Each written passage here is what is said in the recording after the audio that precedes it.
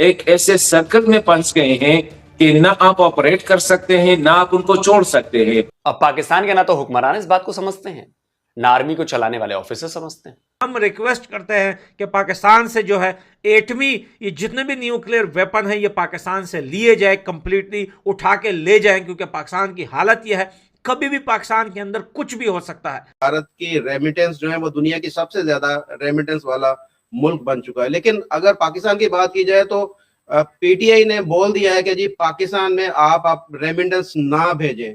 ये सारे जो मसले हैं पाकिस्तान के साथ ही क्यों हो रहे हैं, और क्यों नहीं हम एक तो उड़ान प्रोजेक्ट तो लॉन्च किया गया है कि इंडिया को देखकर 2047 के तर्ज के ऊपर पाकिस्तान ने भी बोला कि हम 2047 तक एक जो है डेवलप कंट्री बनाने का ख्वाब देख रहे हैं। तो ये सारी जो सूरत हाल है उसमें आप क्या देख रही हैं कि ये पाकिस्तान के हालात किधर को जा रहे हैं?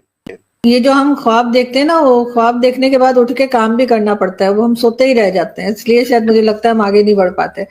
लेकिन जहां तक रेमिटेंस की बात है तो भारत के साथ कोई कंपैरिजन इसलिए नहीं बनता है कि 1 अरब 40 करोड़ की आबादी जो रेमिटेंस भेजेगी उसका जो है वो 24 या 25 करोड़ की जो पॉपुलेशन है उसके साथ कोई मुकाबला नहीं है।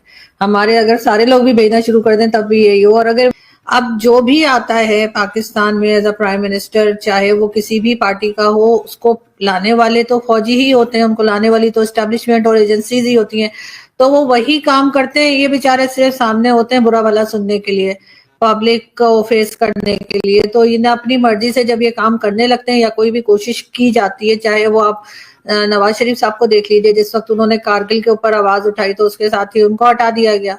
और इसी तरीके से जब भी कोई काम ये प्राइम मिनिस्टर्स ये समझ के करने लगते हैं कि मैं प्राइम मिनिस्टर हूं, तो इनको बताया जाता है कि नहीं बेटा, तुम प्राइम मिनिस्टर नहीं हो, तुम्हें सिर्फ बिठाया गया है। तो उसके वजह से जो लाए होते हैं वो उठाकर उनको बाहर फेंक देते हैं। और यही सिलसिला जो है वो 77 ईयर से पाकिस्तान के साथ होता आ रहा है। हमने कभी अपने एजुकेशन सिस्टम पे काम नहीं किया कि हमारा एजुकेशन सिस्टम जो है वो बेहतर हो, चाहे हम भारत को कॉपी करते हैं या इवन हम बांग्लादेश को कॉपी करते हैं, लेकिन हम अपने एजुकेशन सिस्टम को ठीक नहीं कर पाए। इस वक्त जो गवर्नमेंट है उन्होंने भी आकर यही अनाउंस किया था कि जी एजुकेशन सिस्टम को बदला जाएगा, टेक्स्ट बुक्स में से बहुत सी चीजें जो हैं जो नफरत सिखाती हैं या गलत बात सिखाती हैं वो हटाई जाएंगी, लेकिन ऐसा कुछ होता हुआ हमने नहीं देखा। और अगर हम बात करें जो इस वक्त यूएई के प्रेसिडेंट आए हुए हैं, तो वो शिकार खेलने आए कि शिकार होने आए पता नहीं, इसलिए कि शहबाज शरीफ साहब मिलने पहुंच गए। अब वो बेचारे अपनी जेब में हाथ डाल के घूम रहे होंगे कि अब मैं कैसे किस तरफ को निकलूं ना।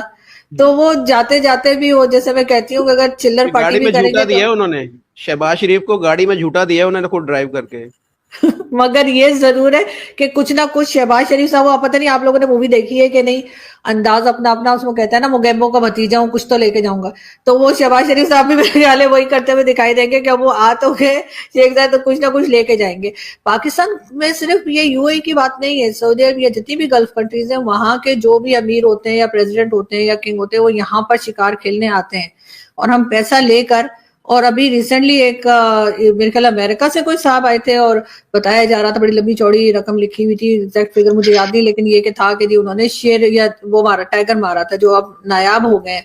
और इस पे हमें शर्म नहीं आती कि हम जिस तरह से उनको परमिशन देते हैं उन लोगों उनको जानवरों को मार देने के लिए। मारखोर हाँ, पाकिस्तान का मारखोर कौमी था, जानवर। उसके ऊपर बिल्कुल। पता नहीं कितने हजार डॉलर का जी वो जी रखा जी, गया है बिल्कुल कि मारखोर था, सॉरी, मैं मुझे खैर मारखोर, वैसे तो खैर आजकल सब मारखोर के पीछे ही घूम रहे हैं हमारे यहाँ तो, लेकिन ये कि वो आईएसआई ने भी अपना निशान मारखोर रखा है, आपको पता मैं होगा। यही कह रही हूँ आपसे कि आजकल तो वैसे मारखोर को मारने के लिए हमारे यहाँ पीटीआई के लोग घूम रहे हैं, लेकिन फिर भी उन्होंने मारखोर का ही शिकार में पैसे पकड़ लिया। हद देखें आप, ये हमारी वो लेवल है हमारा।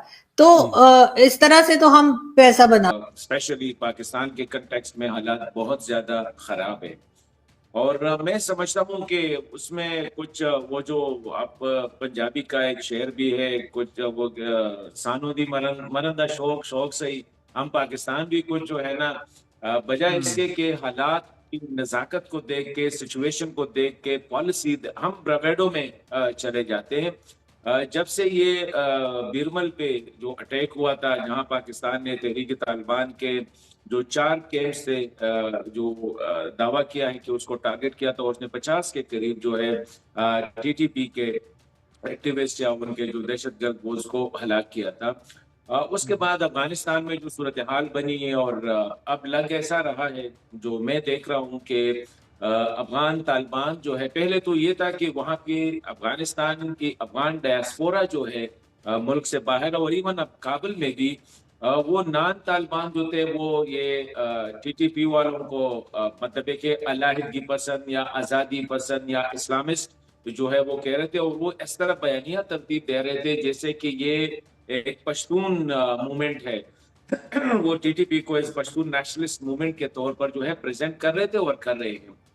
अब ये हुआ कि जब से वो मामला हुआ, और यहाँ से आपको पता है हमारे यहाँ भी प्रॉब्लम ये है कि हम मुंह खोलते हैं ज्यादा और दिमाग को, will you open your mouth so you shut your mind वाली बात है। यहाँ पे अगर आप हमारे जर्नैल साहिबान के बयानात को देखें, यार आप काम करें तो बोलते इतने ज्यादा है हम। इसी तरह हमारी सियासी जो लीडरशिप है, स्पेशली वजीर दिफा के बयानात को देखें तो इसने वहां पे वो जो है ना जलती पे तेल का काम कर दिया है।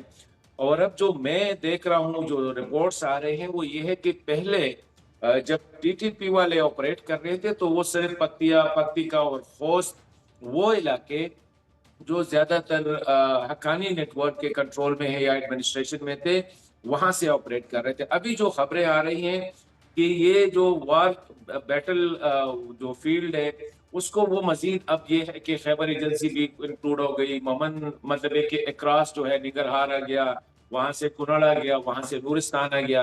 तो अब खतरा जो है ना स्पेशली पाकिस्तान के लिए मेरे ख्याल में अब बहुत बड़ा बढ़ रहा है कि जो सिचुएशन है अब ये सिर्फ वजीरिस्तान तक नहीं रहेगी, ये अब चली जाएगी ऊपर दीर तक, बाजोड़ तक, और वहां से आप समझने की चतराक तक जा सकती है।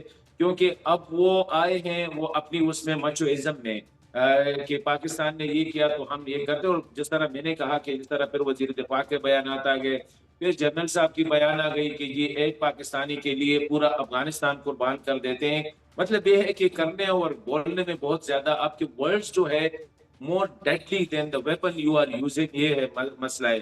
तो एक वो है। दूसरा जो बड़ा मसला कदाफी साहब इस वक्त आ रहा है पाकिस्तान के लिए, वो ये है कि Pakistan is losing in the war of narrative.